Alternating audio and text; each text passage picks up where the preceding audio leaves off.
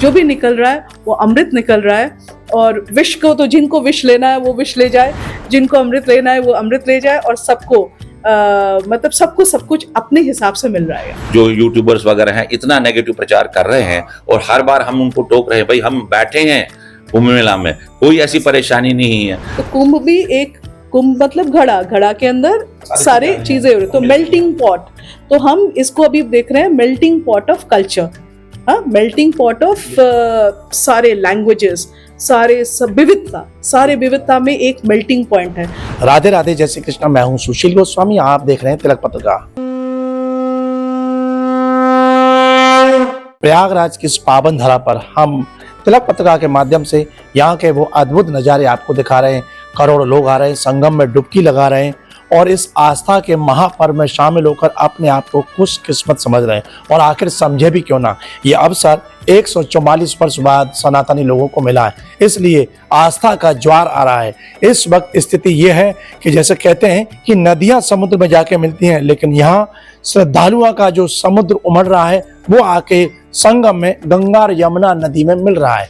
लोगों को न ठहरने की पर्याप्त जगह मिल पा रही है, न ढंग से खाना पीना मिल पा रहा है, लेकिन उस सब को वो दरकिनार करके अपनी आस्था में, अपनी जो भक्ति है, जो प्रेम है सनातन के प्रति, उसको वो लवरेज है और उसी के साथ वो इन सब को किनारे कर रहे हैं। अब हम आज तिलक पत्रिका के माध्यम से ऐसे वो दिखाने के जो लोग हैं आ रहे हैं, उन्हें कहीं होटल गेस्ट हाउस नहीं मिल रहे हैं, तो वो यहाँ के जो स्थानीय जो निवासी हैं उनके यहाँ जाकर एक तरह से होम स्टे में रहना पसंद कर रहे हैं। आइए, ऐसे ही कुछ श्रद्धालु हैं और जहाँ हम रह रहे हैं बिल्कुल मेला के पास में झूसी क्षेत्र है, झूसी के न्याय नगर में है। और आइए ऐसे हम एक घर में दिखाते हैं जहाँ लोग आकर रुकेंगे। आप देख रहे हैं ये सारे कमरे हैं और ये देखिए कहीं पर बेड है तो कहीं पर गद्दे लगाकर ये लोग रह रहे हैं और अलग अलग व्यवस्था है। तो ऐसे तमाम कमरे हैं, आप देख रहे हैं ये है, यहाँ भी कुछ लोग आए वो रुके हैं, पीछे वो खाली पड़े हुए गए। तो जैसी व्यवस्था बननी है उसी तरह से आए। आइए कुछ और भी ऐसे सनातनी श्रद्धालु लोग हैं, उनसे हम बातें करेंगे और जानेंगे कि किस तरह से बड़ा छोटा सा कमरा है और इसी में लोग बैठे हुए हैं। आइए उनसे हम बात करते हैं। तिलक पत्रिका की ओर से इस प्रयाग नगरी में आपका बहुत बहुत स्वागत है। नमस्कार। आपका शुभ नाम? मेरा नाम रमेश हाडू है।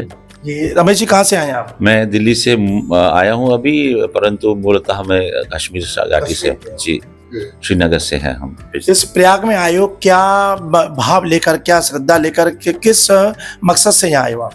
इसमें दो चार चीजें जो मन में भाव आते हैं, वो तो सबसे पहले है कि सनातन का एक बहुत बड़ा जो विशाल जो मतलब ये पर्व है वो हो रहा है।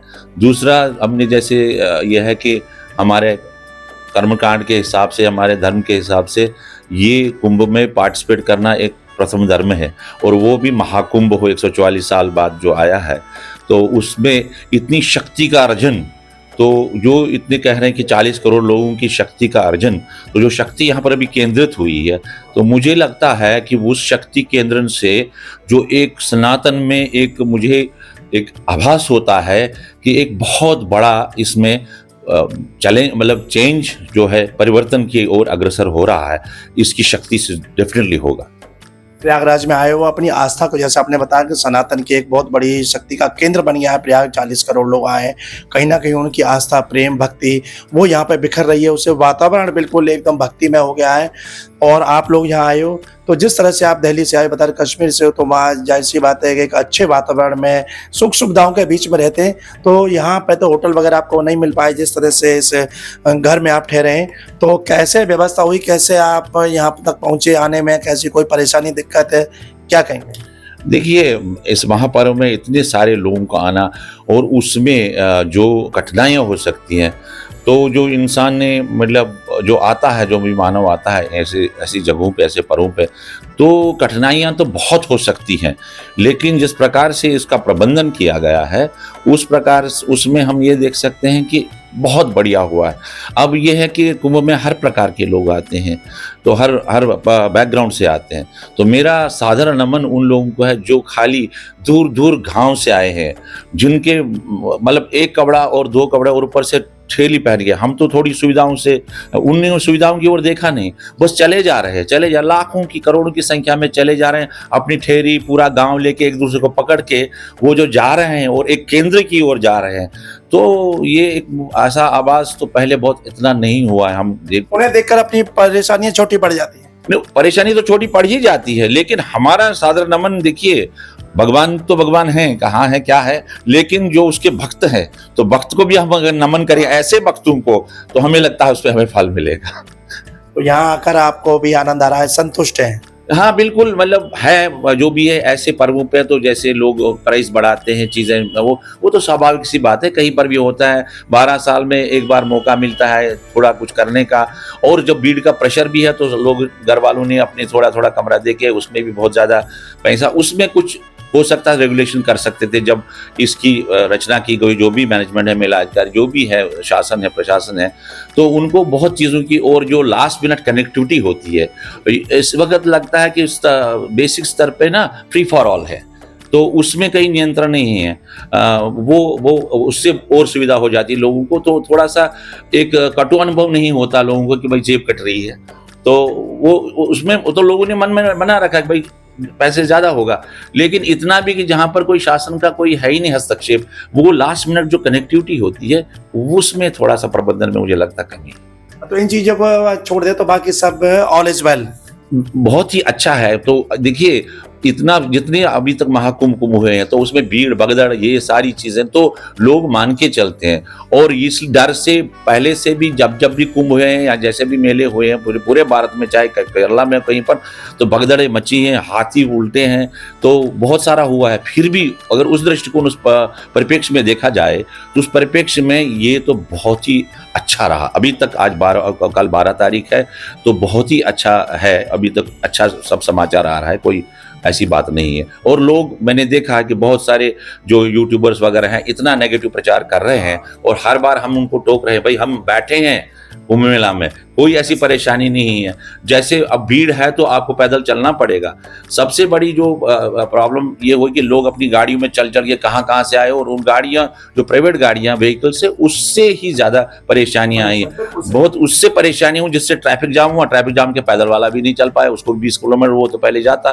तो बाकी ट्रेन स्टेशन प्लेटफॉर्म वगैरह वो भरे पड़े हैं, लेकिन उसमें व्यवस्थित है, वो व्यवस्थित है। तो मेरा यही कहना है कि जो लोग अभी भी आना चाहें तो वो ट्रेन से ज़्यादा प्रेफर करें, और प्राइवेट गाड़ियों से प्रेफर ना करें, उनको सुविधा मिलेगी उस हिसाब से। तो सुना कितने अच्छे विचार देखने को मिले, और अपने मन के भाव उड़ेल के रख दिए। इस तीर्थ नगरी में व्यवस्थाओं के बारे में बताया, बहुत अच्छा प्रबंध है। अपनी सुख सुविधाओं के बारे में बताया कि हम तो अभी इतना सुख सुविधाओं से आए, लेकिन उन लोगों को नमन किया है जो करोड़ों लोग पैदल चल के आ रहे हैं 10-10 किलोमीटर, साधारण परिवार से हैं, पैरों में जूते नहीं हैं, तन पर पूरे कपड़े नहीं हैं, लेकिन आस्था का एक विशाल उनके पास संग्रह है, भक्ति का एक विशाल संग्रह, और उसी से वो सब आनंद की ओर बढ़ते जा रहे हैं, और इस अमृत पर्व पर अमृत प्राप्त करने के लिए जा रहे हैं। आइए, आपके साथ भी हैं, उनसे भी बात करेंगे। आपका शुभ नाम? सुजाता बासु। मैं बंगाली हूँ, लेकिन सब कुछ हमारे दिल्ली में ही हुआ है। तो दिल्ली से आप दोनों पति पत्नी साथ आए? हाँ जी। आप महिला है चूंकि, तो आपसे मैं जानूंगा कैसा आपका अनुभव रहा अब तक का, यहाँ तक पहुँचे हैं, आए हो, देखकर कैसा लग रहा है यहाँ का संगम नगरी में? क्यों काफी समय से आप सोशल मीडिया में देख रहे थे, और आज खुद उस जगह पर आप पहुंची हो। नहीं, देखिए, सोशल मीडिया में मुझे जितना लगा कि जो यूट्यूबर्स के, मैं यूट्यूब देख रही थी, तो उसमें मुझे लगा बहुत नेगेटिव है, और बहुत मतलब अजीब टाइप के क्वेश्चनिंग था बहुत। वो पता नहीं कौन से कहाँ से क्वेश्चन करते थे। हमने जो देखा है, क्योंकि हमारी यात्रा तो जिस दिन हम ट्रेन में चढ़े उसी दिन से शुरू हो गई। तो यूट्यूबर की जो बात करिए, तो मैं उनके लिए एक शब्द कह सकता हूँ कि वो सनातन विरोधियों की मानसिकता है। हाँ जी, बिल्कुल। वो शायद, आई थिंक, कुछ पैसा मिल रहा होगा, तो उसके हिसाब से वो अपना चला रहे हैं, कुछ उस ओर ध्यान नहीं देना है। नहीं, वो कुछ अपना एजेंडा चला रहे हैं, और वो बताते हैं यहाँ पे, लेकिन वो एक्चुअल स्थिति बहुत ही डिफरेंट है। और हमारे लिए जो यात्रा शुरू हुई वो ट्रेन से ही शुरू हुई, कि ट्रेन में हमने देखा कि लोग कैसे बैठे हुए हैं, और जब हम क्योंकि हमें चूंकि डायरेक्ट ट्रेन मिली नहीं तो हम वाराणसी उतरे, तो वाराणसी में हमने स्टेशन पे लाखों लोगों को नीचे ज़मीन पे सोए हुए देखे, और अच्छे अच्छे, हम तो रिटायरिंग रूम में थे, तो वहाँ पे हमने देखा कि लोग बोलते हैं कि कैसे भी करके, उनके साथ महिलाएं थे, रात भर के लिए कोई एक जगह दे दो, हम कितने भी पैसे ले लो। उन्होंने बोला हाउस फुल है हमारा, कुछ जगह नहीं है। तो हमारी यात्रा वहाँ से शुरू हुई, और जैसे उन्होंने बताया कि जो लोगों का देखा हमने, जिनके पास कुछ भी, मतलब एक होता है ना सोच, जैसे हम लोग शहर से आते हैं तो हमें लगता है हम जहाँ पे भी जाएं तो हमें सब सुविधा मिलना चाहिए, हमें बेस्ट होटल मिलना चाहिए, हमें सब कुछ ऐसा मिलना चाहिए, तो हमें ये होना चाहिए। लेकिन अगर आप यात्रा कर रहे हो, और सनातन धर्म में यात्रा का शायद बहुत बड़ा महत्व है, वो हम समझ पता नहीं कहीं कहीं पे चूक रह गई है, वो समझना बहुत ज़रूरी है कि हम जब यात्रा कर रहे हैं तो हमें अपने कठिनाई जो होती है उसको हमें अपने साथ लेना पड़ेगा, उसको हमें मानना पड़ेगा कि हम अगर आपकी कठिनाई नहीं होगी तो आपका यात्रा सफल नहीं हो जाएगा। तो यात्रा में स्पेशली कठिनाइयों के सामना कर सकोगे। तो हम जब स्टेशन उतरे वहाँ पे भी बहुत सारे थे, शायद पंजाब से आए हुए थे, पता नहीं कहाँ से, तो वो भी बहुत मिसगाइड कर रहे थे, अरे आपको कुछ नहीं, आपको बहुत चलना पड़ेगा, आपको ये करना पड़ेगा। तो हमने बोला वहाँ पे था, यहाँ पे है, लोकल बाइक्स चल रहे हैं, ऐसा नहीं है, तो सुविधाएं हैं, लेकिन ये है कि आपको पता, और आप हर जो भी यात्री आ रहे हैं, जो भी श्रद्धालु आ रहे हैं, उनको एक पॉजिटिव उसमें चलना पड़ेगा। आप नेगेटिव नहीं बोलोगे कि आपको इधर चलना है, ऐसा करना है, वैसे आप जो आपको पता है, नहीं पता आप बोल दो कि हमें माफ़ कर दो, हमें पता नहीं है। जहाँ तक व्यवस्था की बात है, वो बहुत अच्छी रही है व्यवस्था सो फार, लेकिन जैसे भाई साहब ने बताया दैट कनेक्टिविटी जो है, तो वो कनेक्टिविटी में है, वो शायद बहुत वहाँ पे चूक हुई है, वो शायद इग्नोर हुआ है प्रशासन द्वारा, वो करना चाहिए था। जो होम स्टे का भी किया था, तो होम स्टे में भी थोड़ा सा बेसिक उनको रेगुलेशन, बेसिक गाइडलाइंस देना चाहिए था कि आपका मिनिमम ये होना चाहिए, तो आप मिनिमम ये रखो। बाकी देखिए,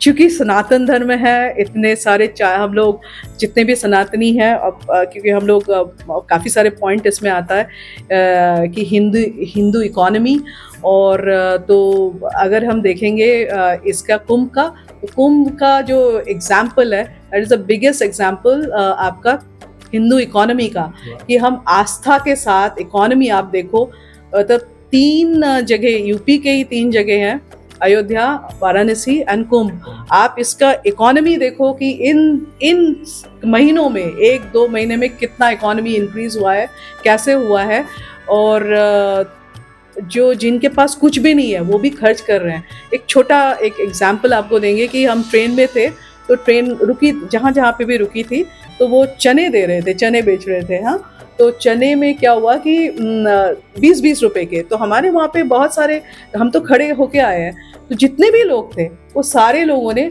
तकरीबन जितने खड़े थे, 20 लोग खड़े हुए थे, तो 20-20 वहीं पे आप सोचो 20 सब लोगों ने चने लिए। और चूंकि बहुत 3 घंटा आना पड़ा, ट्रैवल करना पड़ा, भूखे थे, तो एक छोटा सा, आप एक डब्बे के एक छोटे से जगह में इतना इकोनॉमी आपका हुआ, तो आगे कितना हुआ होगा।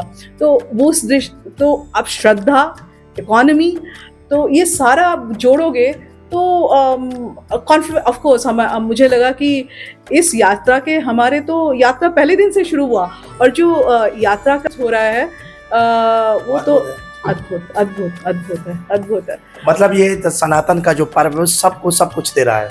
पर्व, आप हमें पर्व का मुझे समझ, मतलब मैं पर्व जैसे नहीं देख रही हूँ, मुझे है कि ये इतने, मेरे लिए तो ऑफ कोर्स हम सोशल उसमें जुड़े हुए हैं, सामाजिक कार्य करते हैं, सब कुछ करते हैं, लेकिन देखिए भारत में ना बहुत सारे भारत रहता है, भारत में बहुत सारे भारत है।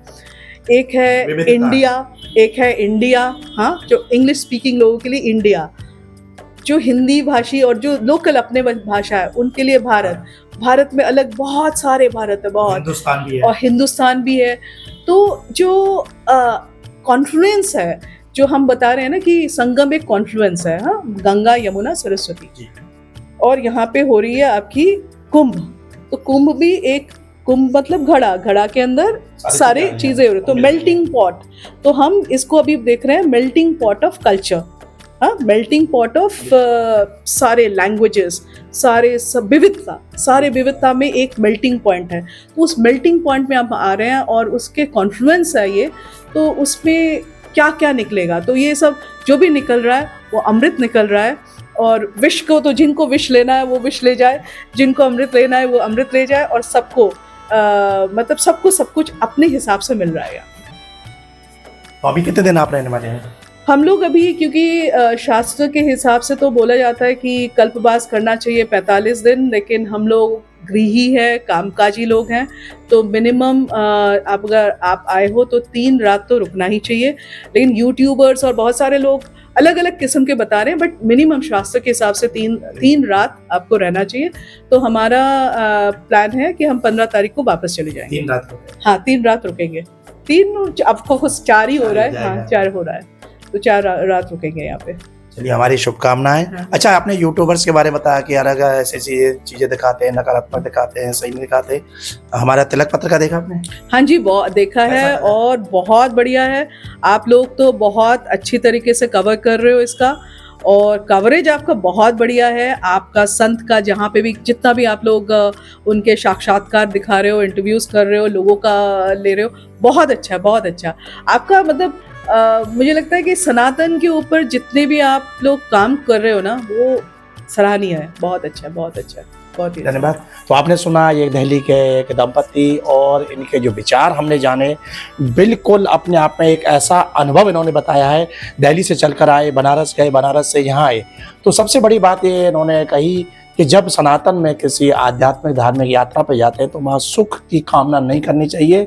और जैसा कि हमारे शास्त्रों में भी पद्म पुराण में उल्लेख आता है कि जिस धार्मिक यात्रा में कष्ट ना हो वहाँ वो यात्रा फिर सफल नहीं मानी जाती है, क्योंकि जो कष्ट शरीर को मिलते हैं वो हमारे पाप होते हैं और वो कहीं ना कहीं कष्ट के रूप में पाप हमारे नष्ट होते हैं। तो सनातन में पाप नष्ट करने के लिए और पुण्य प्राप्त करने के लिए तीर्थ में जाया जाता है। तो बहुत अच्छी बात सुजाता जी ने कही, आपके पतिदेव ने पूरा एक अनुभव बताया।